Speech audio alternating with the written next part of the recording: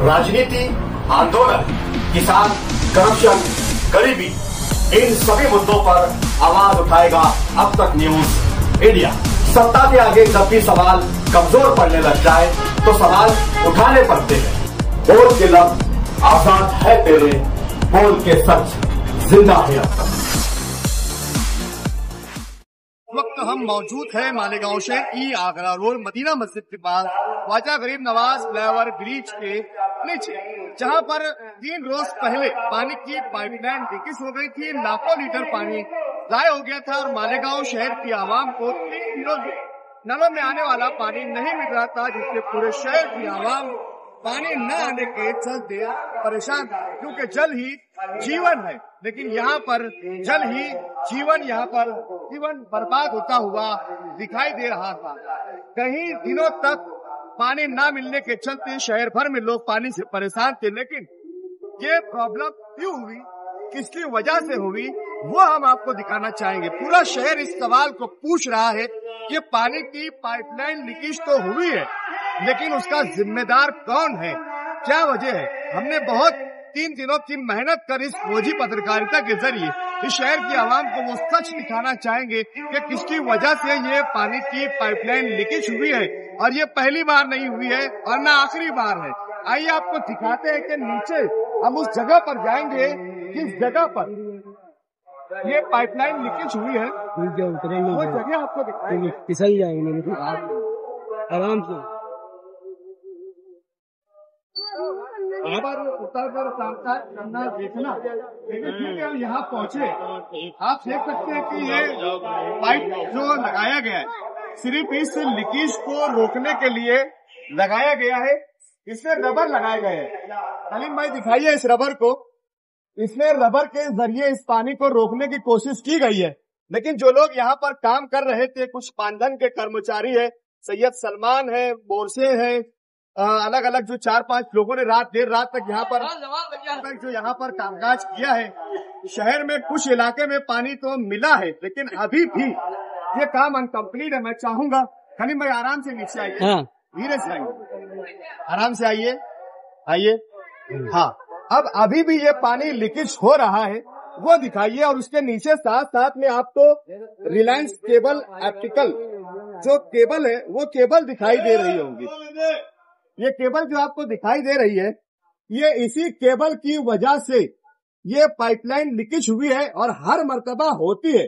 इसको लेकर मालेगांव शहर के एक माजी नगर सेवक गुलाब पगारे, जिन्होंने इसकी शिकायत भी मालेगांव से बॉम्बे हाईकोर्ट में की थी कि जो केबल ऑप्टिकल जो नीचे बिछी हुई है, इसमें जब कुछ खराबी आती है तो इसको लेकर इंटरनेट कंपनी वाले यहाँ पर गोर मारते हैं।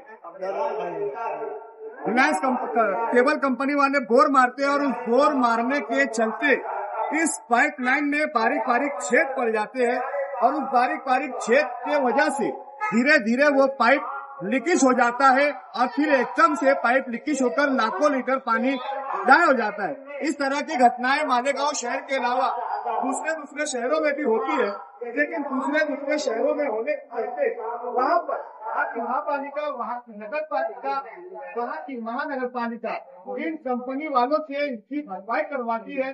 पूरा काम 12 घंटे में उनसे करवा कर देती है। लेकिन मालेगांव महानगर पालिका है, इन्होंने अभी तक कंपनी वालों ने दिया भरपाई ली है। इस कंपनी वालों ने किया इंटरनेट कंपनी से उसकी भरपाई काम करवा के लिया है क्या?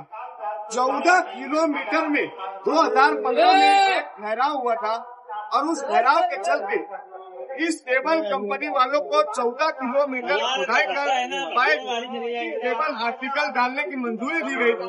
लेकिन हमारी जानकारी में जो इन्होंने मालेगांव शहर में कम से कम 14 किलोमीटर, आइए कलीम भाई नीचे आइए, 14 किलोमीटर की बजाय 14 किलोमीटर की बजाय इन्होंने कम से कम 60 किलोमीटर की खुदाई करके केबल ऑप्टिकल डाला हुआ है, जिसका मामला मुंबई हाईकोर्ट में भी पेंडिंग है। अब मुझे बताइए कि मालेगांव शहर की आवाम 2015 के बाद से अभी तक इस तकलीफ को झेल रही है, क्या इन्हें कोई गाइडलाइन दी गई थी या नहीं दी गई थी? क्या शहर अभियंता ने कोई प्लानिंग किया था या नहीं किया था? बिना प्लानिंग के इस तरीके से पाइप लाइन के नीचे से जो केबलें उठाई गई हैं, इस केबलों में जब कोई प्रॉब्लम आता है, सलीम भाई आइए थोड़ा सा नीचे, ये दिखाइए, केबल दिखाइए। जब इस इंटरनेट केबल में प्रॉब्लम आता है तो वो बोर मारते हैं इस केबल को दुरुस्त करने के लिए, और उसके बाद ये पाइपलाइन लीकेज होती है और पानी इसी तरीके से जाया होता है और शहर की आवाम को बेहद तकलीफ और परेशानियां उठानी पड़ती है।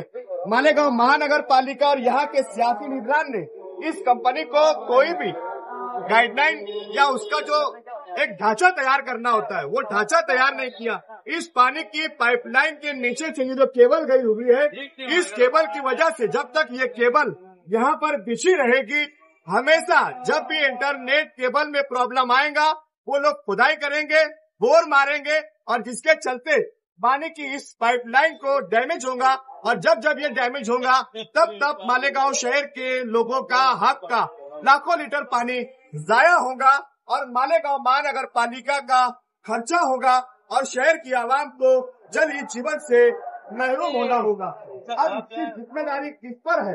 क्या इस शहर के सियासी लीडरान को नहीं चाहिए था? क्या इस शहर के महानगर पालिका के शहर अभियंता ने बिना किसी प्लानिंग के इस तरीके के कामों को मंजूरी दी है? इसकी जांच होनी चाहिए। हम ये मांग करेंगे कि एसआईटी द्वारा 2015 में दिए गए केबल ऑप्टिकल टेंडर की एसआईटी द्वारा जांच होनी चाहिए।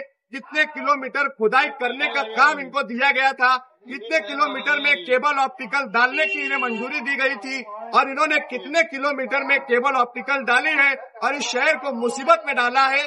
कौन कौन लोग इस कंपनी से हिस्सा ले रहे हैं, कौन कौन हफ्ता खा रहा है और कौन कौन इस शहर से आवाम को पानी से महरूम रहने में इसका किसका किरदार है, इन सभी लोगों की एसआईटी द्वारा जांच होनी चाहिए।